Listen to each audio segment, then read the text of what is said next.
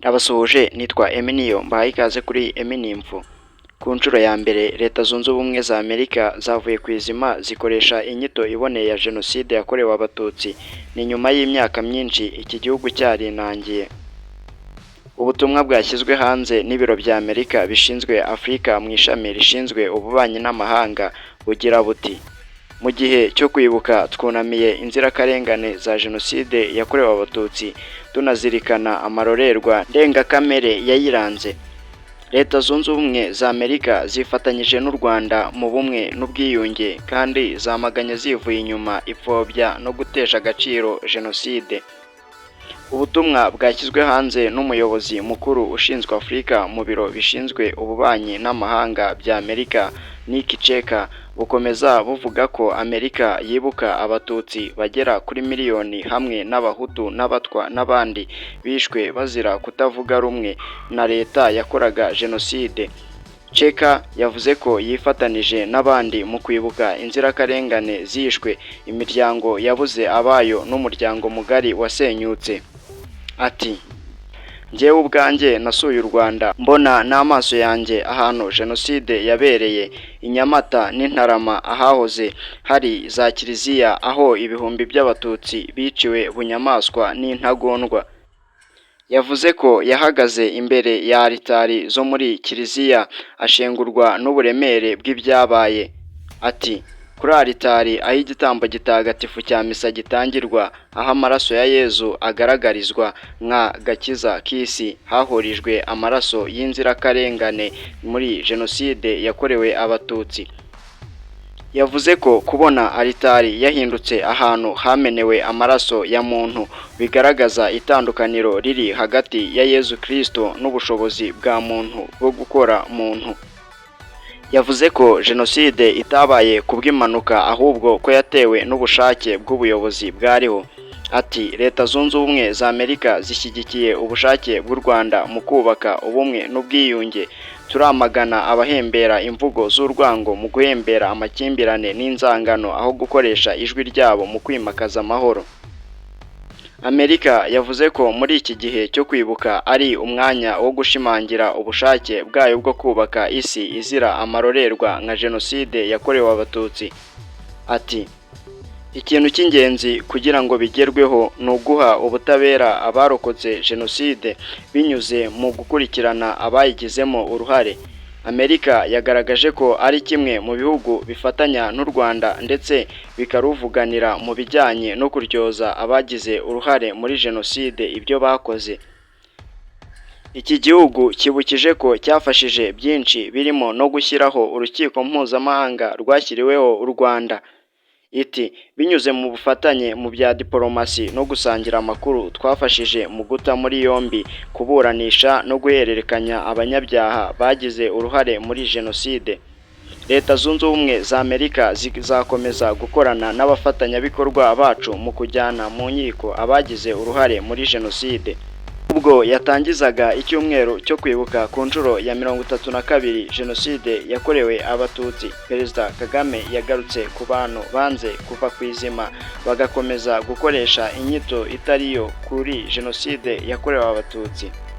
Ati: mu 2018 inteko rusange y'umuryango w'abibumbye yemeje umwanzuro w'uko Jenoside yakorewe Abatutsi yitwa izina ryayo rya nyaryo.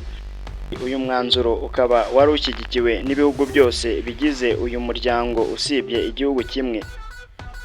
Ubusanzwe iyo Amerika yajyaga kuvuga ku mvugo ya Jenoside yakorewe Abatutsi yayitaga ko ari Jenoside gusa cyangwa se Jenoside yo mu Rwanda, ariko ntihavugwe abayikorewe. Mu nyandiko nyinshi za Amerika n'abayobozi bayo ku bijyanye no kwibuka bavugaga ko bibuka Abatutsi, Abahutu n'Abatwa hamwe n'abandi bishwe.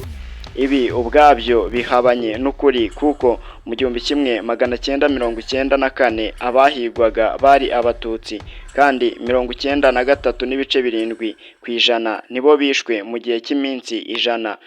Ijanisha risigaye ni abandi batahigwaga batari abatutsi bishwe bazizwa ibitekerezo byabo kuko byagaragaye mu ibarura rya Minisiteri y'Ubutegetsi mu 2004 ari naryo ryaje kwemeza umubare nyakuri w'abishwe muri Jenoside ko bangana na miliyoni irenga. Kuwa 23 Mutarama 2018 nibwo inteko rusange y'umuryango w'abibumbye yafashe umwanzuro ko buri tariki 7 Mata hazajya hibukwa Jenoside yakorewe abatutsi, hahindurwa inyito yari isanzwe yavugaga ko ari umunsi mpuzamahanga wo kuzirikana kuri Jenoside yo mu 1994 mu Rwanda. Iyi nyito yari yarashyizweho n'umwanzuro wo kuwa 23 Ukuboza 2003 itangira gukoreshwa mu 2004. U Rwanda rwagaragaje ko guhindura iyo nyito bikaba Jenoside yakorewe abatutsi bigamije kugaragaza ukuri kw'ibyabaye no kwima urwaho abahakana n'abapfobya Jenoside yakorewe abatutsi bitwikira inyito ya Loni.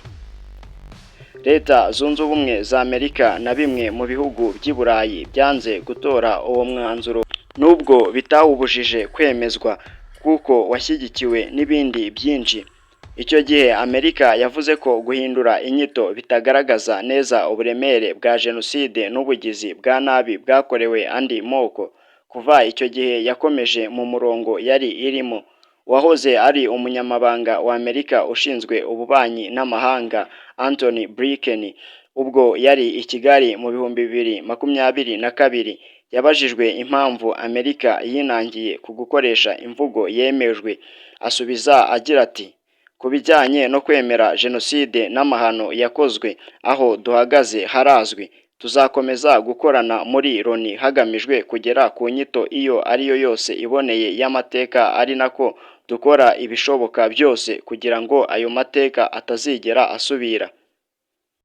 Wahoze ari ambasaderi wa Amerika muri Loni Kerry Craft yigeze kuvuga ko igihugu cye kitishimiye uburyo ibiganiro byaganishije ku mwanzuro wo guhitamo inyito ya Jenoside yakorewe abatutsi mu Rwanda mu 1994 byakozwemo. Icyo gihe yavugaga ko igihugu kibona ko gukoresha iyo mvugo igarukira gusa ku kuvuga Jenoside yakorewe abatutsi mu Rwanda ari ukwirengagiza uburemere n'ingaruka iyi Jenoside yagize ku yandi matsinda y'abantu. Ibyo Amerika yari yarakoze ntiyajyaga ibikora ku kindi gihugu ngo wenda ibivuze kuri Isirayeli bijyanye na Jenoside yakorewe Abayahudi. Intambara ya kabiri y'isi yose ari nayo yiciwemo Abayahudi miliyoni 6 muri rusange yaguyemo abantu miliyoni 75. Ni ukuvuga ko yiciwemo abantu miliyoni 69 batari Abayahudi. Nubwo Abayahudi aribo bari bagenderewe mu mugambi w'abanazi wo kubarimbura, hari abandi bishwe ku mpamvu za politike n'iz'uruhu. Abo barimo abana bahuje igitsina, abafite ubumuga, Abaroma bafite inkomoko mu majyaruguru y'Ubuhinde, abo mu bwoko bw'aba Slaves, abahamya ba Yehova n'abanyapolitike batavugaga rumwe n'abanazi n'abandi bazize imyemerere yabo.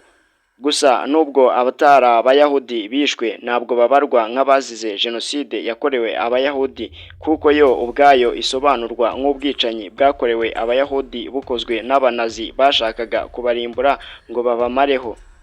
Aha rero niho benshi baheraga bibaza ukuntu Amerika nk'igihugu gikomeza gukoresha imvugo yo kuyobya uburari no gupfobya iyo bigeze kuri Jenoside yakorewe abatutsi mu Rwanda.